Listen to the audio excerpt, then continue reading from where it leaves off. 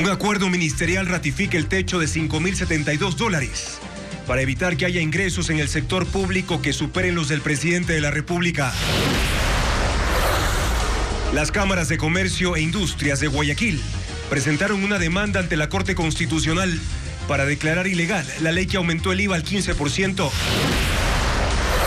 Hospitales de Guayaquil recibieron pacientes con síntomas de deshidratación en medio de la alerta por las altas temperaturas y radiación que se extendió a todo el país.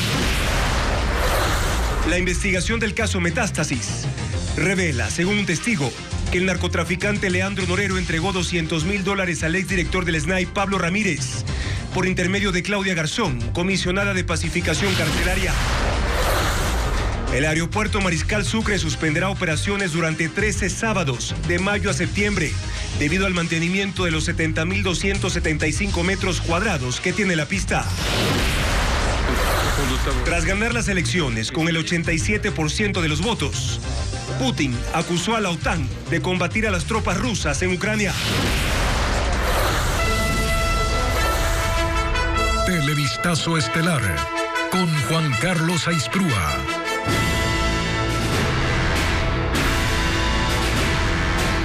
Buenas noches, amigos, bienvenidos a una nueva jornada de noticias en Televistazo Estelar. Comenzamos con las últimas decisiones del gobierno de Daniel Noboa sobre los sueldos dorados en el sector público.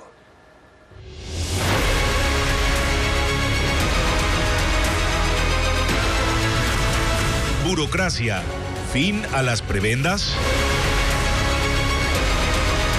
El gobierno fijó un techo para las remuneraciones en el sector público que no pueden superar al salario mensual que recibe el presidente de la República. El Ministerio del Trabajo elaboró una escala que deberá ser aplicada en todas las entidades. Esa medida se tomó después de detectar que al menos 1.000 empleados ganan más que Daniel Noboa. Luisa María Heredia con el informe. Ya lo decía un decreto ejecutivo y ahora también un acuerdo ministerial que el gobierno publicó este domingo. El salario de los servidores públicos en ningún caso y bajo ninguna circunstancia podrá ser igual o superior a la remuneración mensual unificada del presidente de la República, que son $5.072. Ese es el monto máximo que puede ganar un trabajador de cualquier entidad del Estado, incluidas las empresas públicas como CNT, CENEL, CELECO, Petroecuador y las instituciones que conforman el régimen seccional autónomo, es decir, en prefecturas y municipios. El Ministerio del Trabajo, como consta en el acuerdo, definió incluso una escala de remuneraciones mensuales para el nivel jerárquico superior, que se divide en 10 grados. Para el primero, que es el más bajo, fija un sueldo de $2.115. Para el grado intermedio, que es el quinto, un salario de $3.247. Y para el décimo, que es el más alto, los $5.072 que recibe el mandatario. Y ese valor, según se detalla en el documento, ya debe incluir todo lo que un servidor debe recibir por concepto de bonificaciones, primas o cualquier otra retribución ocasional o permanente, con excepción del pago de viáticos, gastos de residencia y horas extra. El acuerdo ministerial deja claro que ni aún por contrato colectivo, acta transaccional, laudo de tribunal de conciliación y arbitraje, se podrán establecer remuneraciones que de manera integral superen los límites establecidos. La medida se tomó luego de que el ministerio elaborara un análisis de gastos en personal que develó que hay más de 1.000 puestos en 10 empresas públicas con sueldos superiores al del jefe de Estado. En Petroecuador está la mayor cantidad, 469 servidores públicos. Allí el supervisor de operaciones de transparencia y almacenaje de Esmeraldas tiene el salario más alto, $10.657. Siguen CENEL con 323 empleados, CELEC, donde hay 128 casos, y la flota petrolera ecuatoriana Flopec con 56. En esa entidad, en cambio, el mayor sueldo es para un capitán, $12.704. Y hay 44 casos más en CNT, precisamente ligados a un contrato colectivo. La ministra del Trabajo, Ivonne Núñez, advirtió que el ente encargado de vigilar el cumplimiento de esta disposición es la Contraloría General del Estado, y recordó que la escala deberá ser aplicada de manera inmediata, una vez publicado el acuerdo en el registro oficial. Ahora, autoridades y expertos coinciden en que disponer techos o límites a los sueldos de los trabajadores públicos no es ilegal ni afecta a los derechos adquiridos. Diego Puente con el análisis. El acuerdo ministerial que pone techo a los ingresos de los trabajadores en el sector público no afecta a derechos laborales. Lo dicen Andrea Muñoz, abogada laboral, y Miguel García, expresidente de la Federación de Servidores Públicos. La normativa no reducirá los sueldos porque es ilegal, pero obliga a cada institución o empresa a regular internamente los ingresos adicionales, bonos por productividad y horas extra. El objetivo es evitar que los trabajadores ganen más que el presidente, es decir, más de $5,072. Se va a regular algo que ya se tenía establecido. Lamentablemente se han dado ciertas, no ha habido límites dentro de las empresas y por eso aparentemente pues que han tenido estos saldos tan grandes. El acuerdo firmado el sábado 17 afecta a contratos individuales y colectivos, actas transaccionales y laudos de tribunal de conciliación o arbitraje que establecieron ingresos superiores al sueldo presidencial. Deben ser dados de baja ya que incumplieron disposiciones expresas desde el 2010 con la aprobación de la Ley de Servicio Público y que fue ratificado en un decreto del 2018. Pero hay dudas de que lo establecido en el papel se aplique. Yo tengo como 40 años del sector público. Créame, no van, más coloquialmente, no le van a parar bola al acuerdo ministerial. En caso de incumplimiento, el Ministerio de Trabajo informará a la Contraloría para que puedan determinar responsabilidades civiles, administrativas y penales de los servidores públicos. La cartera de Estado no considera necesario eliminar los cargos o partidas con cuestionados ingresos. Yo no elimino el cargo. ¿Por qué no elimino el cargo? Porque el cargo es producto de la estructura administrativa de la empresa. Yo no elimino el cargo, lo que hago es regular el sueldo. A finales de marzo se tendrán los resultados de estos ajustes. Por esta regulación, el gobierno prevé un ahorro de $20 millones mensuales. Gremios productivos de Guayaquil presentaron una demanda de inconstitucionalidad en contra de la ley para enfrentar el conflicto armado interno, que incluye el aumento del IVA y contribuciones temporales de empresas y de las utilidades de los bancos. William John informa. A 2 semanas de que entre en vigencia el IVA del 15%, desde el sector privado intentan ponerle un freno y por eso acudieron a la Corte Constitucional. Los presidentes de las cámaras de comercio y de industrias de Guayaquil presentaron una demanda de inconstitucionalidad de la ley para enfrentar el conflicto armado interno. Aseguran que esta reforma tributaria viola procedimientos de forma y aspectos de fondo. El presidente envía un proyecto con el incremento del IVA y luego la Asamblea genera una nueva serie de impuestos que no se los debate, que no se participa la ciudadanía para dar sus opiniones y sus ideas y luego estos impuestos son aprobados. Esa manera de hacerlo no es la correcta. El fin no justifica los medios. Y que de paso esta ley incluye contribuciones temporales a las empresas, a las utilidades de los bancos, el IVA diferenciado para materiales de construcción y modificaciones al impuesto a la salida de divisas. Algo que debió salir del Ejecutivo y no de la Asamblea según los empresarios. Y por eso queremos luchar contra la inseguridad jurídica. Hay que dejar sentado un precedente. En la demanda también advierten sobre la supuesta violación al principio de irretroactividad de la ley en el caso de la contribución temporal de seguridad a las empresas. Restricción en el consumo y un moderado impacto en el índice inflacionario son dos de las consecuencias que se prevén por el incremento del IVA al 15% que regirá desde el 1 de abril en Ecuador.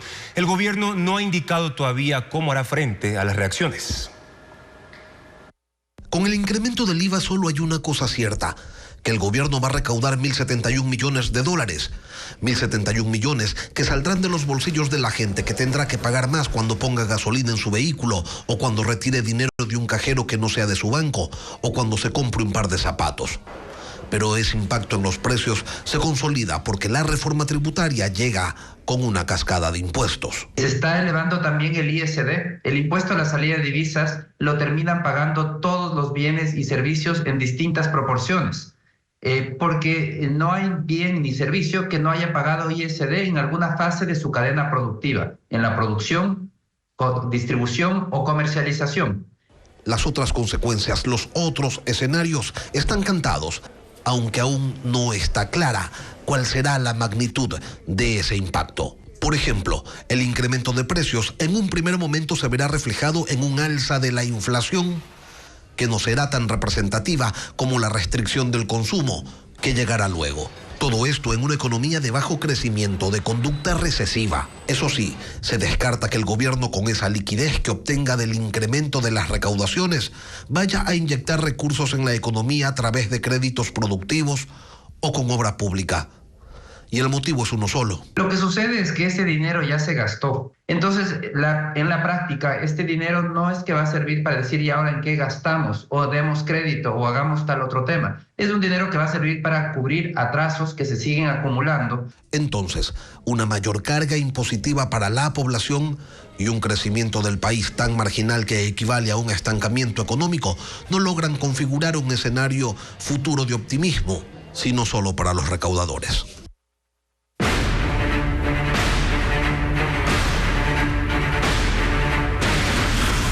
Metástasis. Corrupción carcelaria. Marcelo Lazo, reo que acompañó al narcotraficante Leandro Norero desde que ingresó a la cárcel de Cotopaxi hasta el día de su asesinato, relata el manejo corrupto de ese centro. Asegura que Norero le entregó $200,000 al director del SNAI, general Pablo Ramírez, con la intermediación de Claudia Garzón. A continuación, más detalles de la versión que rindió ante la Fiscalía. Marcelo Lazo Saavedra, quien estuvo preso por tráfico de armas y drogas, fue amigo cercano del narcotraficante Leandro Norero en la cárcel de Cotopaxi. Lo admiraba y lo consideraba un padre. Fue testigo de lo que Norero hizo desde su llegada, cuando le cedió su celda, hasta el 3 de octubre de 2022, día de su asesinato. El pasado sábado a las 10 de la noche, la Fiscalía tomó su versión. Lazo hizo un relato detallado. El primer mes hubo visitas a hacerle regalos, a pedirle plata. Los primeros que llegaron a la celda de Leandro para asegurarse de que él esté cómodo y también recibir el primer pago para las comodidades que necesitaba era el coronel Acurio, director de la cárcel en ese momento, el abogado Gonzalo Díaz, director de Máxima, y el director encargado, que era José Ignacio Arévalo. Empezaron a ir los guías a pedirle plata, a pedirle favores, y él también les pedía que le ingresen cosas. Más que todo, el agente Mendoza y el agente Moya eran los que ingresaban las balas y las armas de fuego. Personalmente, yo vi una Baby Glock y una Glock modelo 17, como las que utilizan los policías, que era la que teníamos escondida en la celda número 9, que había sido la celda del vicepresidente Glass,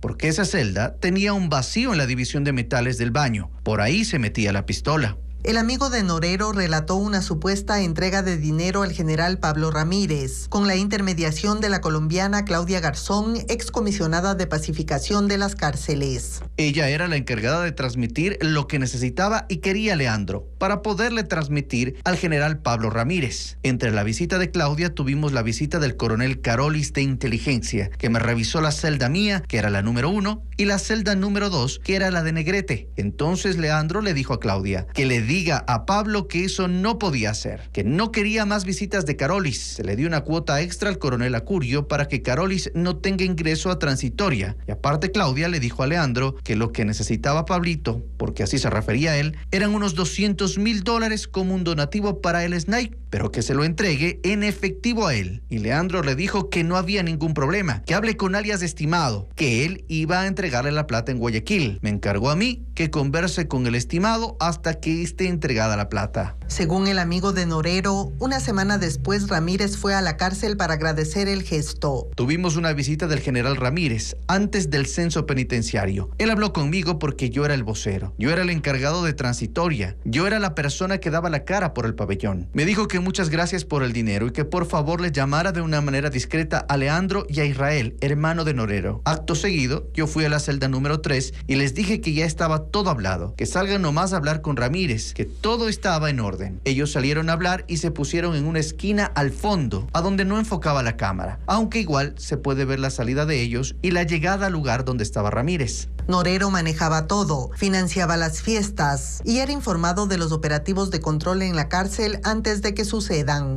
Se acabó el censo penitenciario, iban a hacer un evento que pagó Leandro. Todos los eventos de la cárcel, agasajos, celebraciones, festivales, todo salía del bolsillo de Leandro. Él incluso remodeló muchas cosas de las oficinas. En la celda de él puso una bomba de agua. Por eso es que en la celda de transitoria número 3 hay agua potable 24/7. Él le dio la plata a Acurio. Y Mauricio Naranjo, él era el que pasaba en las cámaras. Siempre que iba a hacer una requisa o algo, era el encargado de decirnos que escondamos las cosas. El coronel Acurio también nos tenía informados. Ellos le comunicaban a Leandro y Leandro me comunicaba a mí para que les haga guardar a todos sus teléfonos. Marcelo Lazo Saavedra fue testigo de las reuniones entre Norero y otros líderes de bandas para el proceso de pacificación, de su asesinato, y fue quien reconoció su cuerpo.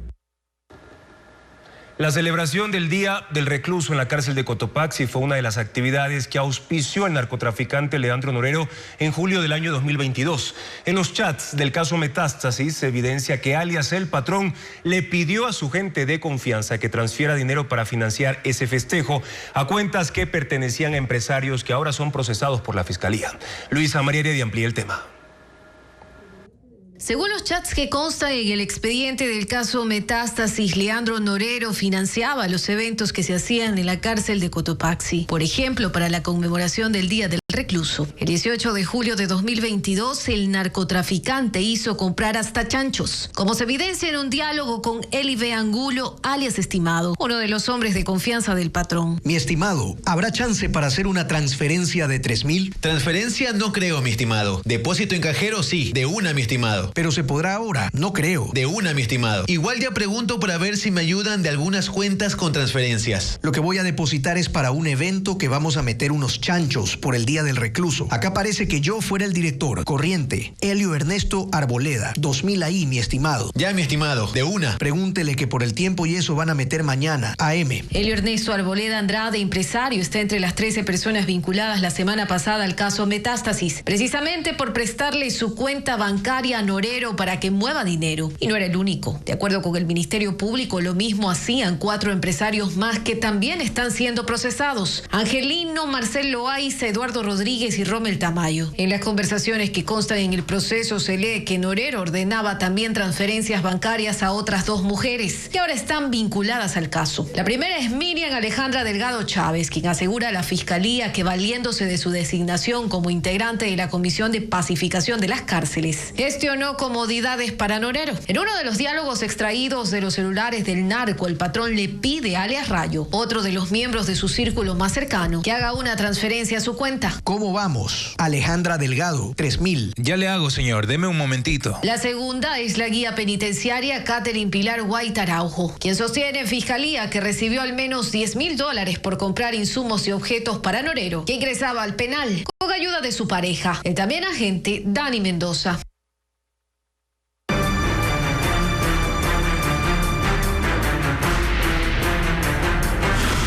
Calor. El termómetro revienta. Atención, porque hay alerta de radiación ultravioleta muy alta y extremadamente alta en 18 provincias, acompañada de una ola de calor. Pocas nubes en el cielo, el ingreso de masas de aire cálido y seco desde la zona tropical son la razón de las altas temperaturas. Vanessa Robles con el reporte. La ola de calor que se siente en la costa y sierra desde el fin de semana se mantendrá hasta este martes, con un pronóstico de radiación solar que ahora abarca a todas las provincias del país. 18 de ellas están en riesgo muy alto y extremadamente alto. En la región litoral se prevé que la temperatura oscile entre los 23 grados, como en la ciudad de Santo Domingo, hasta 33 grados, como en Santa Rosa en El Oro.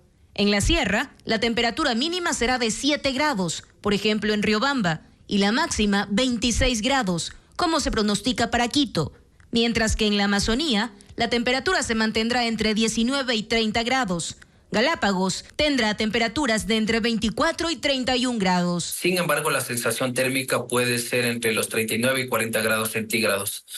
Mientras que a partir del próximo día miércoles es posible que las temperaturas puedan disminuir, porque se espera un mayor contenido de humedad en el ambiente, así como incluso ya la presencia de lluvias en algunos sectores de la costa ecuatoriana. El pronóstico del INAMI también advierte que la radiación ultravioleta llegará a su punto más alto en Pichincha e Imbabura, superando los 11 puntos, mientras que en parte del callejón interandino y en todas las provincias de la costa será entre 8 y 10 puntos, considerado muy alto. El ingreso de masas de aire bastante cálidas y secas provenientes desde la parte del Pacífico y desde la zona ecuatorial, desde la zona tropical, y esto ha permitido que la radiación solar pase de manera directa hacia la superficie terrestre, originando que tengamos esas temperaturas bastante altas. El INAMI incluso recomendó evitar exponerse al sol de manera prolongada entre las 10 de la mañana y 3 de la tarde en la costa, Imbabura y Pichincha. Si las condiciones climáticas se vuelven a presentar como este fin de semana el resto del mes,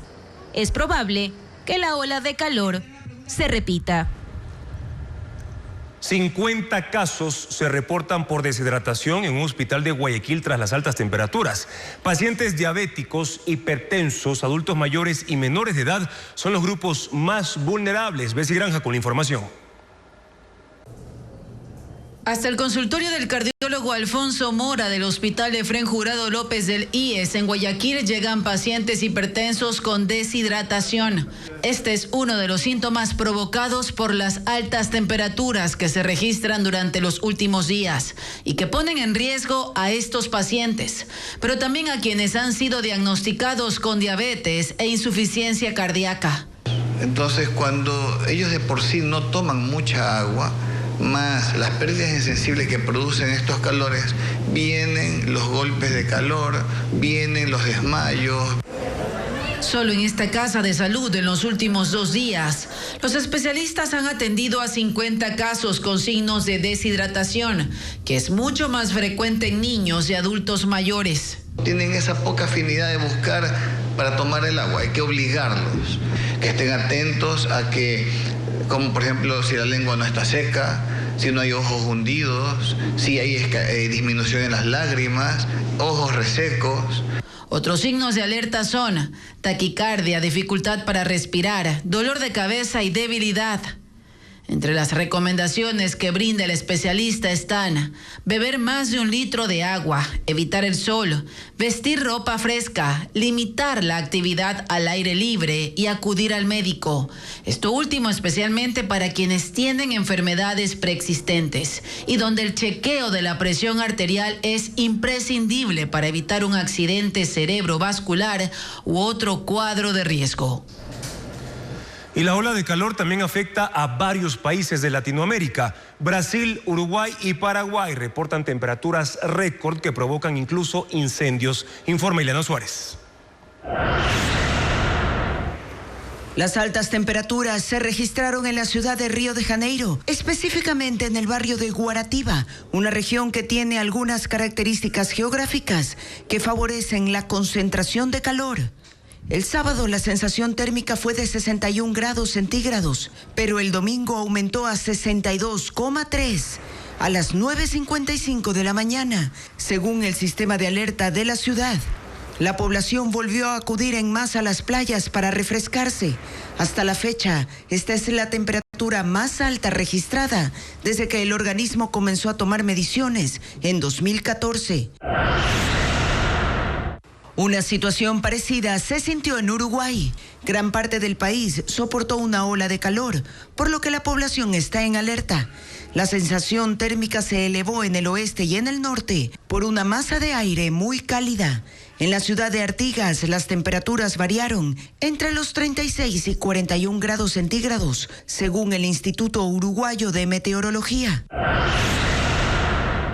Y en Paraguay, más de 100 incendios forestales siguen activos en medio de esta ola de intenso calor que ha elevado las temperaturas en la última semana. Los focos de incendios se concentran en los departamentos de Emboscada, Cordillera San Pedro, Paraguarí y Central, así como en la región del Chaco. En Asunción, la sensación térmica alcanzó este viernes los 50 grados. Durante 13 sábados, el aeropuerto Mariscal Sucre suspenderá operaciones por trabajos de mantenimiento. Las aerolíneas deberán reprogramar vuelos, cancelarlos o ubicar a los pasajeros en otros vuelos. Durante 13 sábados entre el 11 de mayo y 21 de septiembre, por 10 y 12 horas diarias, el aeropuerto Mariscal Sucre de Tababela suspenderá operaciones aéreas debido a trabajos de mantenimiento del asfalto. Son 70.275 metros cuadrados de pista. El objetivo es mantener eficiencia y seguridad en el funcionamiento del aeropuerto y evitar cierres imprevistos por trabajos de emergencia como el bacheo. La suspensión de operaciones ha sido autorizada por la Dirección General de Aviación Civil. Unos 5 o 6 vuelos por sábado aproximadamente podrían ser las reprogramaciones. Tenemos que esperar a que cada una de las aerolíneas vaya presentando sus planes de operación para estos días y ahí podremos tener una idea mucho más clara de cuántos serán. Las aerolíneas que operan en el aeropuerto Mariscal Sucre ya fueron informadas de la suspensión temporal de operaciones y deberán reprogramar los vuelos o ubicar a los pasajeros en otros. Las empresas tendrán que informar a los pasajeros sobre los cambios de itinerarios o cancelaciones de vuelos. Sin embargo, los usuarios que tengan pasajes para las fechas de suspensión pueden contactar a las empresas de servicios aéreos. La información para hacerlo está en la página www.aeropuertoquito.aero/aerolíneas. Keyport también realizará trabajos de mantenimiento. La procesión del Cristo del Consuelo, que congrega a 500,000 personas cada año, está en riesgo. Debido a la situación de inseguridad, las autoridades evalúan negar el permiso para que se organice ese evento masivo, como lo informa Luis Alfredo Zúñiga. Es la procesión más grande de Sudamérica, que convoca devotos de diferentes partes del país. Al menos 500,000 personas recorren 27 cuadras en el suburbio suroeste de Guayaquil para expresar su fe. Es la procesión de Cristo del Consuelo. Sin embargo, este año está en riesgo, pese a que la Arquidiócesis de Guayaquil ya solicitó permisos a la Intendencia de Policía del Guayas. Aún no tiene respuesta. La policía está analizando si conviene o no en estos momentos la programación de ese evento.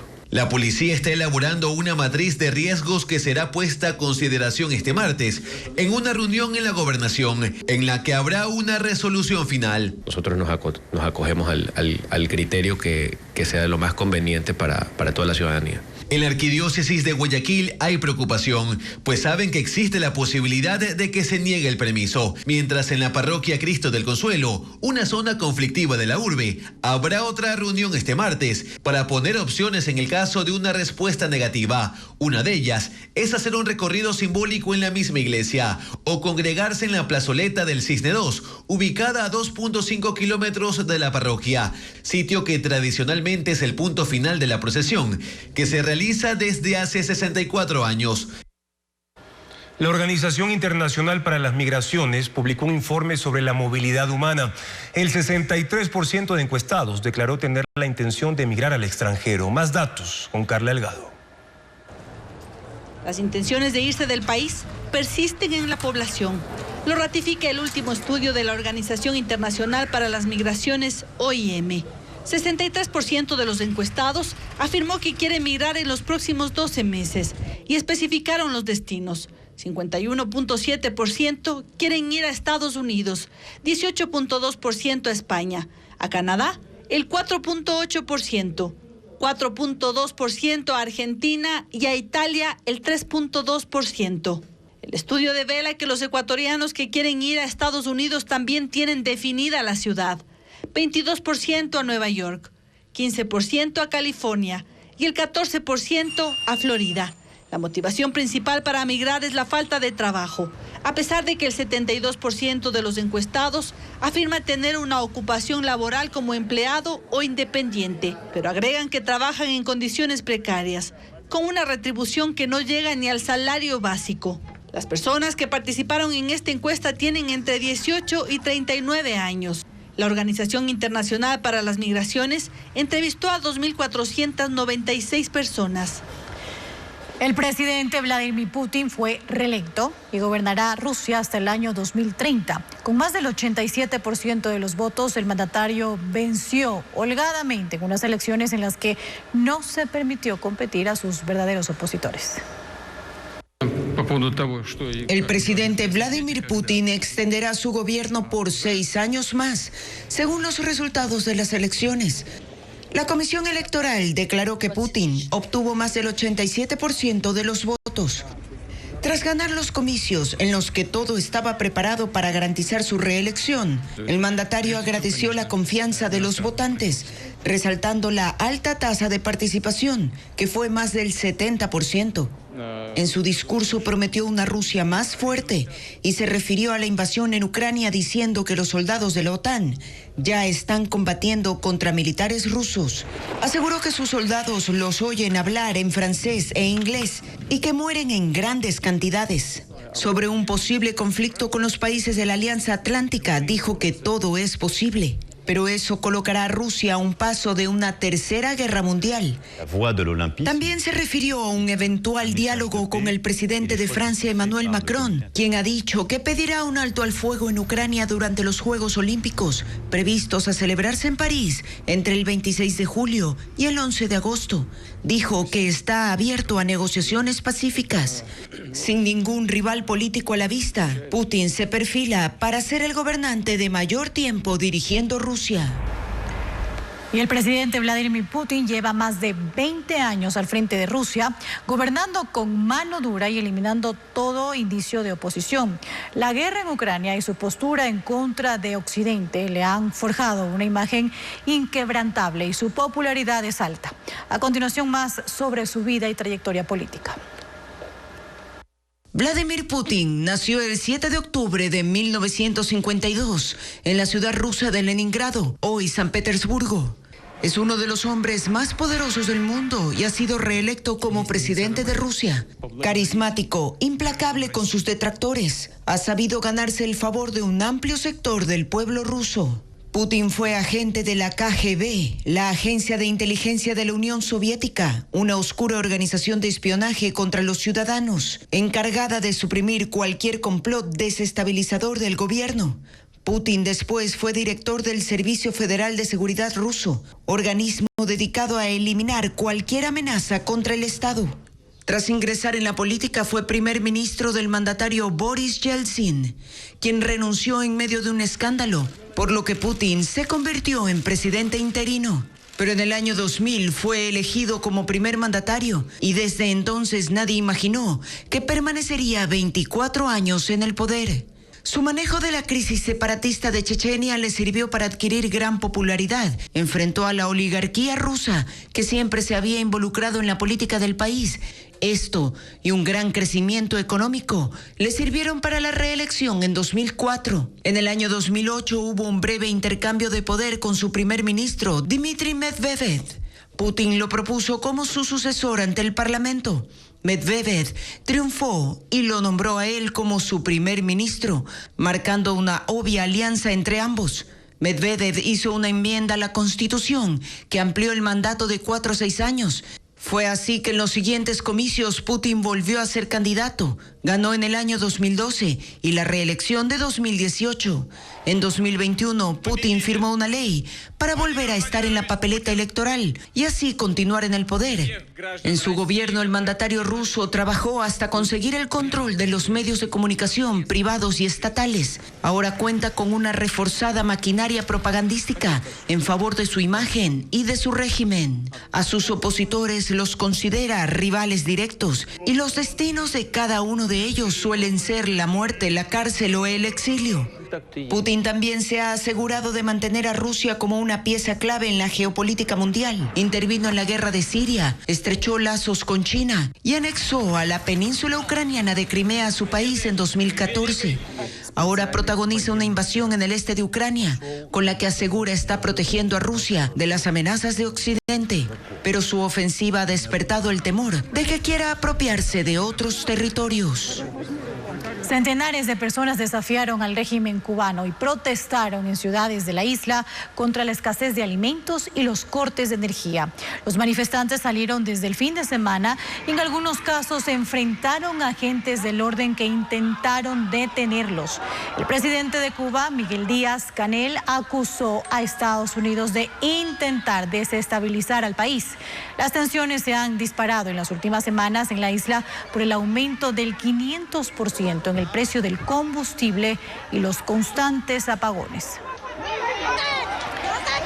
Y este lunes hubo nuevas protestas contra las políticas de Javier Milei en Argentina. Sindicatos y organizaciones sociales llamaron a bloquear las calles por la falta de suministros en los comedores populares y el aumento de los precios de los alimentos y servicios públicos.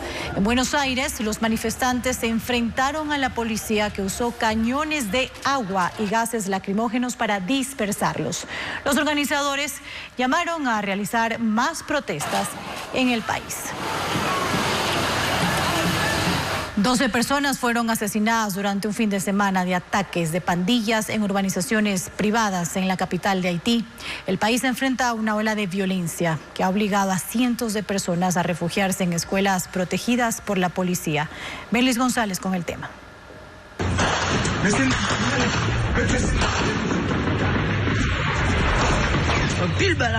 Fue un fin de semana de terror en los llamados barrios privilegiados de Puerto Príncipe.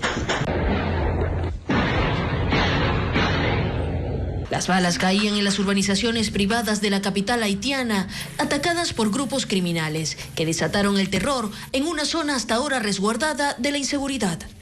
También se sabotearon las centrales eléctricas, dejando sin energía a gran parte de la ciudad. Después de la violenta jornada, este lunes, aparecieron en las calles los cuerpos de 12 personas. Todos presentaban heridas de bala, pero aún se desconoce quién los asesinó. Una intensa ola de violencia se ha desatado en las últimas semanas en Haití, con grupos criminales apoderándose de gran parte del país y sometiendo a los habitantes. Diplomáticos y empresarios huyen por el puente aéreo habilitado por República Dominicana, debido a que las carreteras, puertos y aeropuertos permanecen bloqueados por los pandilleros.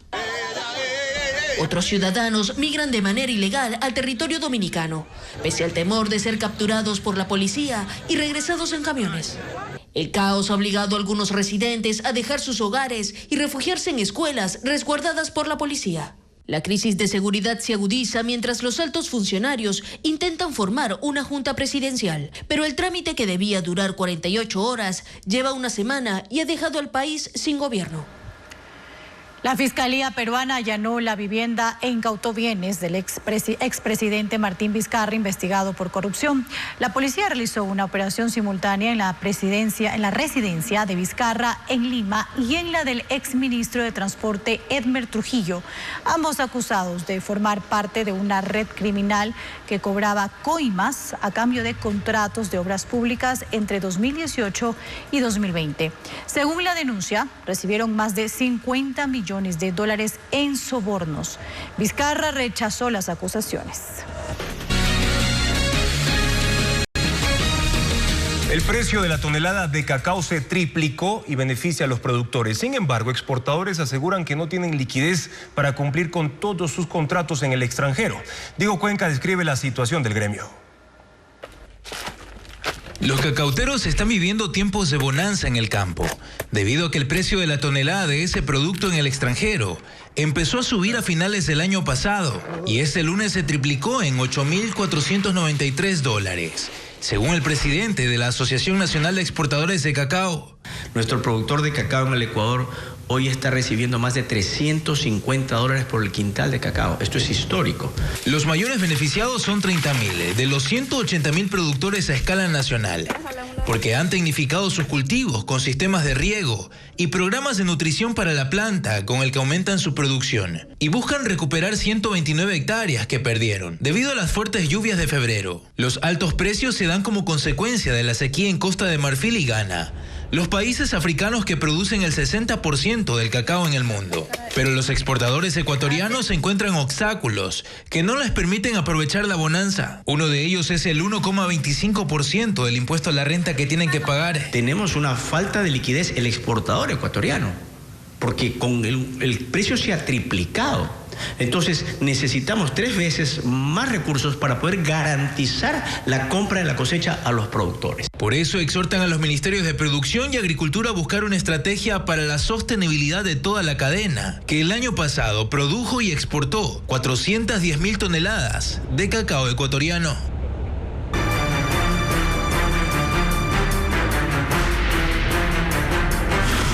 Calor. El termómetro revienta.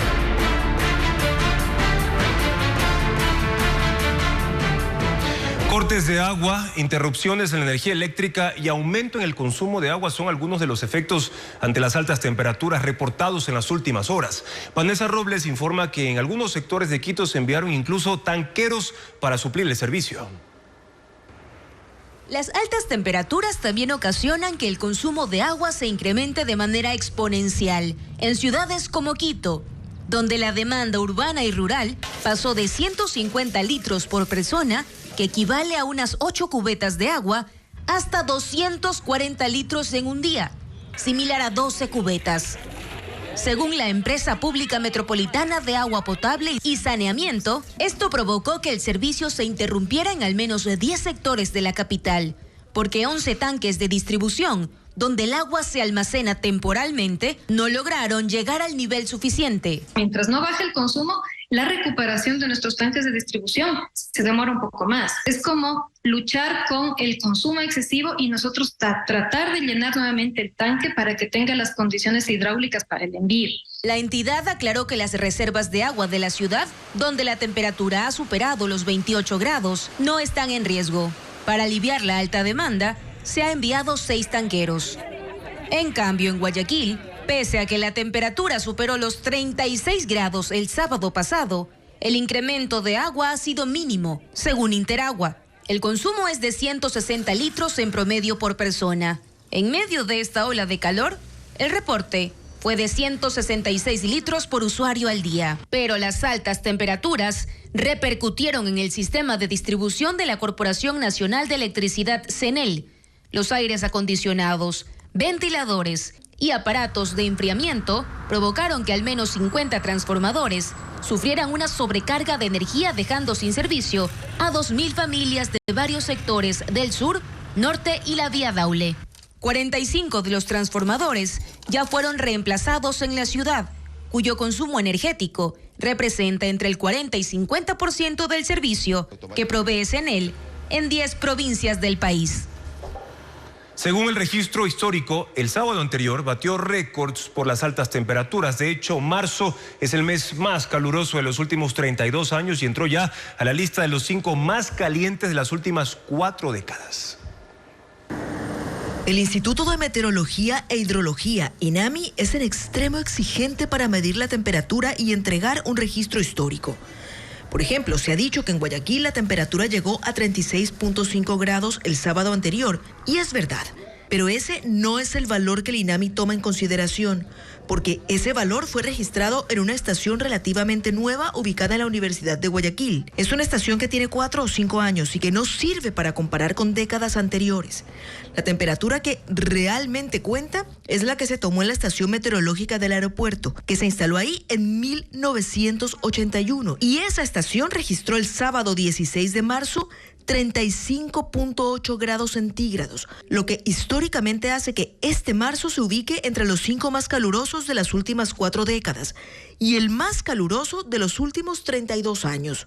Y hay que tener en cuenta que esa medición se registró en una caseta bajo sombra. En el exterior, bajo el sol, los expertos dicen que la sensación térmica pudo haber llegado a 41 o 42 grados.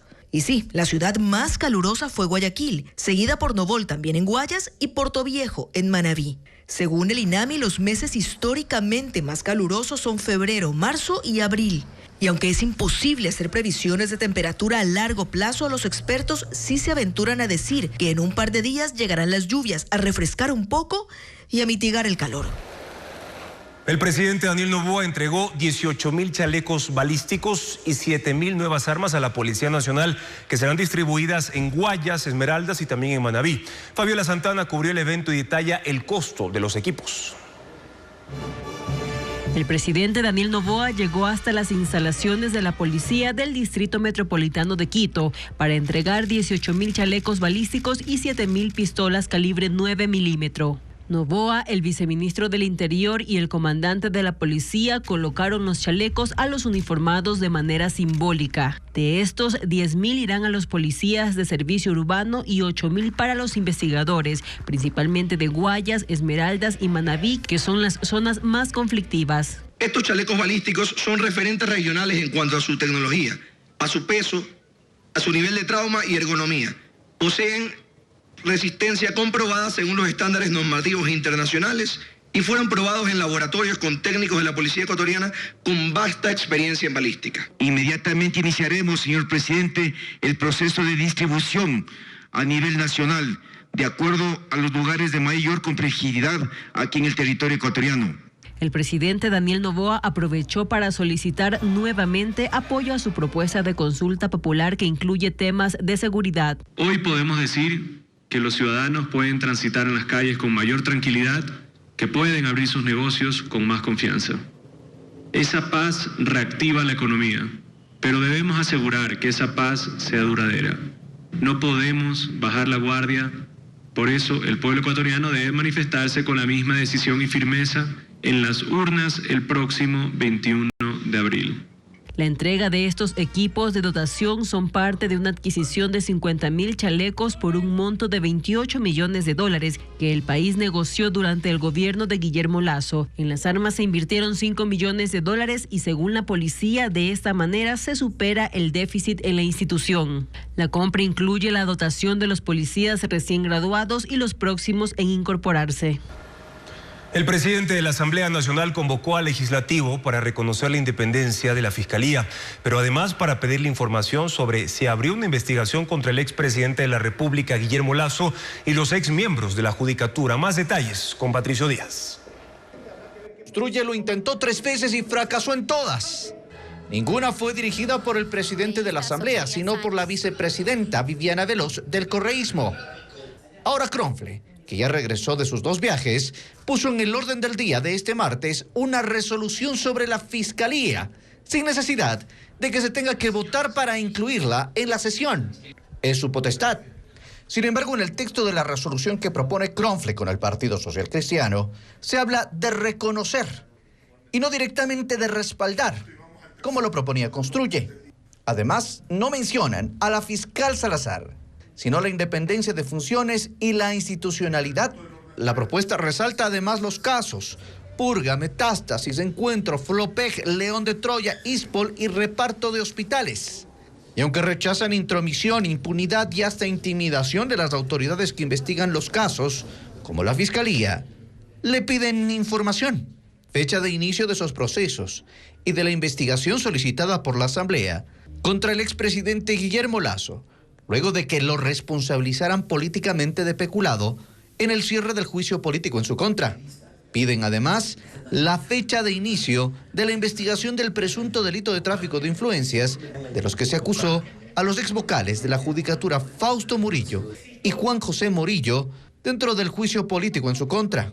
Estas 2 últimas investigaciones han sido pedidos insistentes del correísmo, por lo que para Paul Buestán de Construye, la nueva resolución es un acuerdo de la mayoría legislativa, en el que esta vez dice sí van a dar los votos.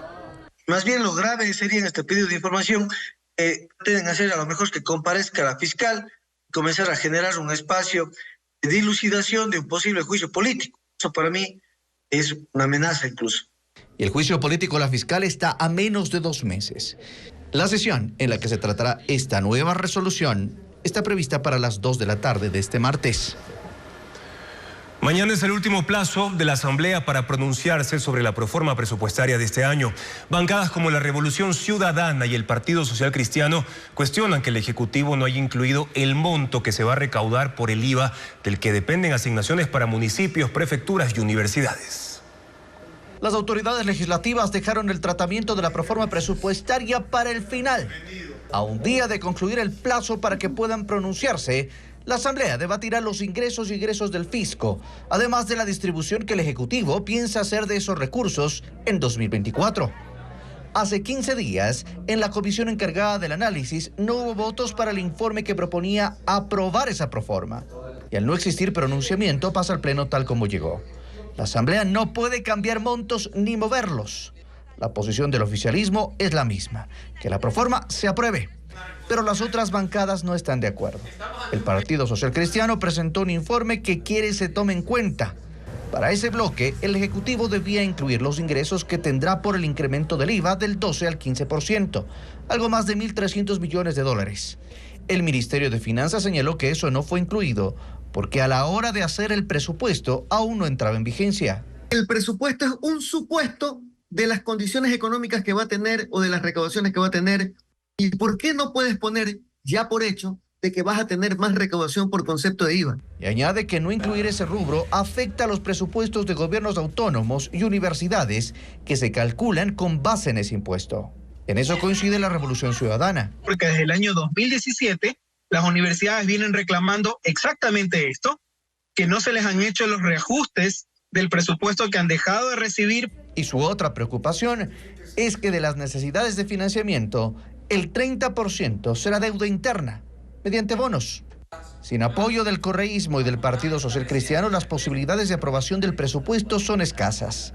Sin embargo, lo único que puede hacer la Asamblea es remitir observaciones al Ejecutivo, que de considerarlas, devuelve la proforma con los cambios o se ratifica.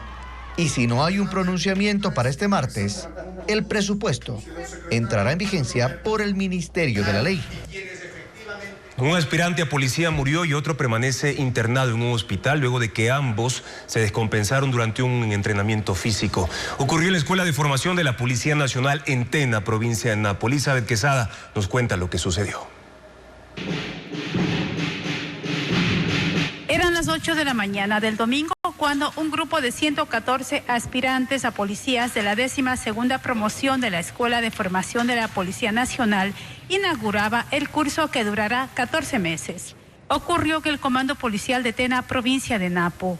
Después de la ceremonia, arrancaron el entrenamiento trotando. 4 horas después, interrumpieron la actividad física cuando 2 de los jóvenes se desmayaron y fueron movilizados en una ambulancia a la emergencia del Hospital José María Velasco Ibarra. De acuerdo con reportes policiales, el médico emergenciólogo Gabriel Aro realizó la reanimación por 4 ocasiones de aproximadamente 6 minutos y luego declaró el deceso por paro cardiorrespiratorio del aspirante Byron Fernando Rosero, de 21 años, oriundo de Carchi. Si hay algún culpable, pues que nos digan quién es, qué fue lo que pasó, qué hicieron, qué le hicieron.